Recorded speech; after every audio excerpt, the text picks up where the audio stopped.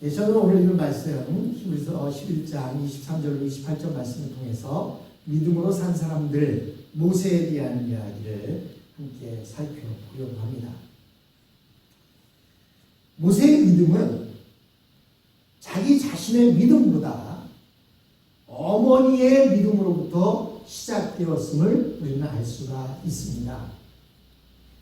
모세의 어머니의 이름이 뭐죠? 요게벳입니다. 모세의 어머니 요게벳은 모세를 낳았을 때 그때 당시에 그 이집트 땅에 이 히브리 사람들은 자식을 낳으면 하나도 죽지도 않고 잘 자라는 겁니다. 그렇게 자식들이 잘 자라다 보니까 고센 땅에 살고 있는 이 히브리 사람들의 숫자가 점점 늘어나기 시작하는 거예요. 여러분, 미국에서 보면 많은 미국 백인들은 자녀를 잘 안 낳으려고 합니다. 낳아서 키우기도 어렵고 그들을 케어하기도 어렵고 또 자기들 부부만이 좋아서 즐기면 되지 무슨 자녀가 필요해 이런 생각들이 있어서 그런지는 몰라도 이 백인들은 자녀들을 많이 잘 안 낳습니다. 그런데 이곳에 함께 살고 있는 저 남미 사람이라든지 아프리카 아메리칸들은 자식들을 많이 낳아요. 특히 남미 사람들은 그의 신앙의 베이스가 대부분 천주교로 되어 있기 때문에 피임을 한다든지 낙태를 한다든지 하는 것들을 아주 무서운 죄로 여기기 때문에 피임도 하지 않고 낙태도 하지 않고 그냥 임신하는 대로 낳고 피임을 하지 않습니다. 그러다 보니까 자녀들 숫자가 점점 늘어나는 거예요. 그래서 많은 미국에서도 사람들이 생각하기를 앞으로 20년, 30년, 50년 가까이 지나게 되면 백인들의 숫자들보다 남미나 아프리카 아메리칸들의 숫자가 더 많아질 수도 있다라고 하는 이야기들이 나옵니다. 그러한 상황이 지금 우리가 보고 있는 모세 시대에 있었습니다. 이집트 사람들은 아기를 잘 낳으려고도 하지 않고 낳은 아기들이 잘 자라지 못하고 죽기도 하는데 이 이스라엘 사람들, 히브리 사람들은 아기도 잘 낳고 낳은 아기가 죽지도 않습니다. 그러다 보니까 그 숫자가 점점 늘어나고 그들이 장성한 사람이 되니까 이 이집트의 본토에 살고 있던 사람들이 두려워지기 시작하는 거예요. 그런데 많은 사람들이 이야기하기를 왜 이 히브리 사람들이 아기를 잘 낳느냐? 그것은 할례를 하기 때문이다. 이런 이야기들이 있어요. 정확한 것은 잘 모릅니다. 어찌하든 그러다 보니까 이집트의 왕 바로는 파라오죠. 파라오 왕은 전국에 명령을 내렸습니다. 아들이 나면 죽이라는 거예요. 그래서 그 산파들에게 얘네들이 아기가 태어나면 아들을 낳으면 죽이고 딸이 나면 그냥 살려두어라. 왜냐하면 지금이나 그때나 아무래도 힘은 남자들이 잘 쓰기 때문에 혹시나 그들이 왕성하고 많은 숫자를 이루어서 반역을 꾀하고 그 이집트에 대항을 할까 하는 두려움이 있었습니다. 그런데 히브리 산파들은 지혜롭게 해서 파라오의 노여움도 안 사고 하나님의 뜻에도 어긋나지 않도록 이렇게 지혜롭게 했습니다. 파라오가 불러서 이야기합니다. 왜 남자애들이 태어나면 죽이라고 했더니 왜 남자들이 태어났는데 죽이지 않았느냐 물으니까 히브리 산파들이 하는 얘기가 뭐라고 얘기해요? 히브리 여인들은 건강해서 아기가 날 때쯤 됐다고 해서 우리가 가보니까 이미 자식을 낳아왔더라고요. 낳아놓은 자식을 그러니까 낳을 때 아들이면 그때 살금해서 죽이라는 얘기인데 어떻게 낳아놓은 애를 죽일 수가 있습니까? 라고 이야기를 합니다. 어찌하든 모세가 태어나게 된 것은 모세의 어머니 요게벳의 믿음으로부터 시작됐습니다.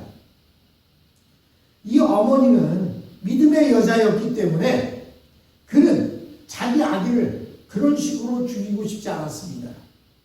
그 대신 자신이 키울 수 있을 때까지 키우고 나머지는 하나님의 뜻에 맡기겠다고 생각합니다. 오늘 본문에서도 보면 모세의 어머니 요게벳은 모세를 석 달 동안 집에서 키웁니다. 여러분, 한국에서도 석 달의 의미가 상당히 중요합니다. 그래서요, 아기를 낳으면 이렇게 금줄을 띄워놓고 다른 부정한 사람이나 이웃들이 집에 잘 들어오지 못하게 합니다. 그리고 그 산모들도 석 달 동안은 찬물도 손에 대지 못하게 하고 이렇게 해서 몸 관리를 잘 하도록 만듭니다. 그렇게 석 달이 지나고 나서 아기도 죽지 않고 잘 크고 산모도 어지간히 몸이 회복되었을 때 그때 무슨 일을 하죠? 바로 백일잔치를 하는 겁니다. 이 백일잔치는요, 사실 산모들을 위한 잔치였습니다. 아기 낳고 몸조리 잘해서 이제 몸이 제대로 정상적으로 어지간히 돌아왔고 참 수고했다. 그래서 백일잔치를 해주는 거예요. 아기들도 그때까지 잘 자랐다 해서. 여기서 성경에서 말하는 석 달의 의미는 우리의 백일의 의미하고 비슷합니다. 석 달 동안 잘 키운 뒤에 이제는 하나님 앞에 맡겼습니다. 아이를 바구니에 넣어서 나일강에 띄워보냈는데 그것도 지혜롭게 그냥 나일강 아무데나 띄워보낸 게 아니에요. 그의 누이 미리암을 보내서 미리암이 둘레둘레 보다가 그 파라오의 공주가 그곳으로 놀러 나가고 목욕을 하고 철렵을 나갔을 때 그때 때 맞춰서 아이를 띄워보낸 겁니다. 이렇게 공주가 목욕하러 왔다가 바구니를 보고 아이를 건져내었습니다. 그래서 그 아기의 이름이 모세, 건져냄을 받았다라는 의미의 이름이 지어지게 되었습니다. 모세의 어머니는 아들을 죽이는 것보다 바로의 공주에게 아들로 입양되게 했던 것입니다. 그렇게 했더니 모세가 자신에게 다시 되돌아왔습니다. 왜냐하면 아기를 그냥 키울 수가 없지 않습니까, 공주가. 그리고 빵긋빵긋 웃는 그 아이를 보니까 너무나 귀여워서 키우고 싶은데 자기가 젖을 먹일 수도 없고 제대로 키울 수가 없는데 그때 따라왔던 미디안이 얼마나 지혜롭게 얘기했는지 아마 가서 그랬을 거예요. 공주님, 그 아이를 키우고 싶으면 그 아이를 그 젖이 나는 그 여인에게 맡겨서 키우면 될 것 같아요 해놓고 결국 그래서 다시 요게벳의 폼에 들어오게 합니다. 즉 이 어머니 요게벳은 믿음의 어머니였는데 그는 자기 자식을 키우면서 돈 받고 키웠어요. 전 이렇게 지혜로운 사람이 있습니까? 내 자식을 키우면서 돈 받고 키우고 그것만이 아니라 내 자식을 키우면서 그 자식에게 계속 주입을 합니다. 너는 하나님의 자녀요, 너는 힘이 있사옵니다. 하나님의 선택한 이스라엘 백성이다 라고 이렇게 주입을 합니다. 즉 모세의 어머니는 모세가 젖을 뗄 때까지 그리고 바로의 왕국으로 다시 들어갈 때까지 신앙 교육을 시켜서 바로의 왕국으로 보냈습니다. 그 당시 바로의 공주는 파라오 왕의 무남동녀였어요. 아들도 없었고 오직 딸만 하나 있었습니다. 그렇기 때문에 바로의 양자는 이집트의 왕이 될 수도 있었습니다. 굳이 이집트의 왕이 아니라 할지라도 모세는 가만히만 있기만 해도 이집트의 모든 부와 권력과 호화로운 생활을 얼마든지 누릴 수가 있었습니다. 그러나 모세의 마음속에는 이집트의 죄악된 쾌락보다 더 좋은 것을 택하고 싶었습니다. 그것은 결국 하나님의 말씀이 있는 백성을 택하고 싶었던 것입니다. 그 당시 이집트는 최고의 나라였고 최고의 학문과 영화를 다 누리고 있던 그러한 시대였기 때문에 전 세계 모든 사람들이 이집트 시민이 되고 싶어 할 때였습니다. 오늘날로 말하면 미국의 시민권을 갖고 싶어 하는 그러한 사람들과 마찬가지였던 것입니다. 그렇지만 모세는 이집트의 모든 영화를 차로 가득 실어다 준다 할지라도 자기의 영혼의 욕구를 거절할 수는 없었습니다. 여러분, 아무리 맛있는 거 주고 아무리 좋은 거 누리게 해준다고 해도 내 안에 만족감이 없으면 그거 견딜 수가 없는 거예요. 사람들이 생각할 때는 부자로 살고 권력 가지고 살고 호화롭게 살면 다 행복할 것 같지만, 그러나 성경에서도 매일 고기를 먹으며 싸우는 것보다 여간 채소를 먹으며 화목한 것이 더 낫다, 이렇게 말씀하고 있지 않습니까? 모세는요, 그 부귀영화보다 그의 영혼 속에 갈급함이 있었습니다. 그것은 하나님의 말씀 있는 그 백성에게 돌아가고 싶어하는 마음이었습니다. 결국 이스라엘 사람들을 도우려 하다가 공사 감독 한 명을 죽이고 살인자가 되어서 미디안 광야로 추방되었습니다. 도망가게 되었습니다. 27절에 보니까 성경은 뭐라고 말씀하고 있습니까? 믿음으로 그가 누구예요? 모세죠. 믿음으로 모세는 왕의 분노를 두려워하지 않고 이집트를 떠났습니다. 이 이야기를 하니까요, 잘못 이해해서 모세가 살인을 하고 도망쳐 갔는데도 무슨 왕의 분노를 두려워하지 않고 도망을 가? 이렇게 이야기하는데요. 여기서 왕의 분노라고 하는 것은 이집트 왕이 모세가 이스라엘로 가는 것, 이스라엘 백성들을 택해서 자기의 백성들에게, 자기의 민족들에게 돌아가는 것에 대해서 분노했다는 것입니다. 그런데 믿음으로 모세는 그 왕의 분노를 두려워하지 않고 이집트를 떠나서 자기의 백성들에게 갔다는 것입니다. 여러분, 모세가 그냥 이집트에서 주는 직책을 받고 시키는 대로 했더라면 이집트의 왕이 되거나 또는 주변 사람들이 모두 좋다고 칭찬을 했을 터인데, 그는 모든 사람들이 미워하고 싫어함에도 불구하고 그들이 생각하는 천한 사람, 노예라고 생각하는 이스라엘 백성들을 택했던 것입니다. 그 이유는 무엇입니까? 그곳에 하나님의 말씀이 있었고 그곳에 하나님의 약속이 있었기 때문입니다. 그 후에 모세는 하나님의 말씀에 붙들린 사람이 되었습니다.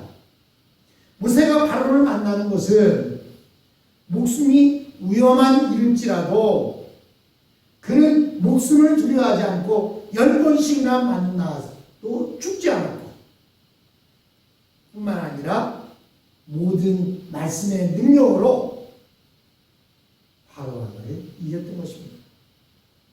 모세가 하나님의 말씀을 믿고 어린 양의 피를 문과 문설주에 발랐습니다. 그래서 장자 죽이는 재앙에서 모든 이스라엘 장자들은 살게 되었고 이스라엘이 하나님의 장자의 나라가 되게 되었습니다. 모세는 이스라엘 백성들을 이끌고 건널 수 없는 바다 쪽으로 갔다가 바다가 갈라지는 그러한 능력을 경험했습니다. 모세는 말씀을 믿고 양식도 없고 물도 없는 광야로 백성들을 이끌고 들어갔다가 시나이산의 기적을 체험했고 반석에서 물이 터져나오는 그 기적을 경험했으며, 뿐만 아니라 40년 동안 하나님께서 주시는 만나로 그것을 먹으며 살았습니다. 옷도 낡지 않고 흰도 헤어지지 않았다라고 이렇게 말씀합니다. 모세는 이 세상에서 주는 모든 부귀영화와 직책을 조금도 귀한 것으로 여기지 않았습니다. 오직 하나님의 말씀에 자신의 상식이나 의지나 목숨까지 바쳤을 때 하나님의 전무후무한 기적이 나타나게 되었던 것입니다. 오늘도 많은 사람들은 하나님의 능력을 체험하고 하나님의 기적을 바라고 살아갑니다. 그러나 하나님의 능력은 아무에게나 주어지는 것이 아닙니다. 하나님의 능력이 주어지는 사람은 과감하게 이 세상에 주는 거짓된 영광과 자랑을 거부하고 오직 하나님 안에서 빈손이 되어서 새로 시작하는 사람에게 하나님의 능력의 지팡이가 주어지게 된다는 사실입니다. 한 손에는 세상 것 움켜쥐고 있고 다른 한 손에는 또 하나님을 움켜쥐려고 할 때에 그것은 어느 것도 주어지지 않습니다. 그래서 우리의 속담에 이런 말이 있죠. 두 마리 토끼를 쫓으려다가 다 놓친다. 여러분, 어린아이들이요, 먹어서 주면 손에 꽉 쥐고 있습니다. 꽉 쥐고 있는데요, 막 뺏으려고 해도요, 안 줍니다. 그런데요, 어느 때 그거 놓는 줄 아십니까? 그 아이가 더 좋아하는 것, 그거 딱 줘보세요. 우리 같으면 윗손에 짚고 또 다른 손으로 그거 집을 것 같은데 어린아이들은 어떻게 해요? 그렇게 뺏으려고도 안 주던 그거요 탁 집어던지고 그거 얼른 훔쳐줬습니다. 여러분, 하나님의 능력을 체험하려면 그런 어린아이와 같은 그러한 마음이 있어요. 세상 것 눈에 보기에는 좋은 것 같아 보이지만 더 좋은 것이 있으면 그거 집어던지고 더 좋은 것을 훔쳐쥐어야 합니다. 하나님의 능력을 체험하기 위해서는 세상에 보잘것없는 그거 손에 쥐고 있던 것 얼른 벗어 집어던지시고 하나님 말씀, 하나님의 능력을 움켜쥐게 될 때 우리는 하나님의 능력을 체험하게 되고 하나님의 능력의 지팡이가 우리 손에 쥐어지게 된다는 사실입니다. 여러분, 믿음으로 산 사람들의 특징이 무엇입니까? 그것은 이 세상의 부귀와 영화 그리고 쾌락에 대해서는 조금의 가치도 두지 않고 있었다는 사실입니다. 이 세상은 내 집 아닌 것을 깨닫고 본향집을 향해서 나아가는 사람들이 되었다는 것입니다. 사랑하는 성도 여러분, 하나님의 능력을 체험하기를 원하십니까? 믿음의 사람으로 살기를 원하십니까? 세상 것 다 집어던지시고 오직 하나님의 말씀에 순종하며 살아갈 때 하나님의 능력의 지팡이가 우리 손에 주어질 줄로 믿습니다. 그 하나님만 바라보는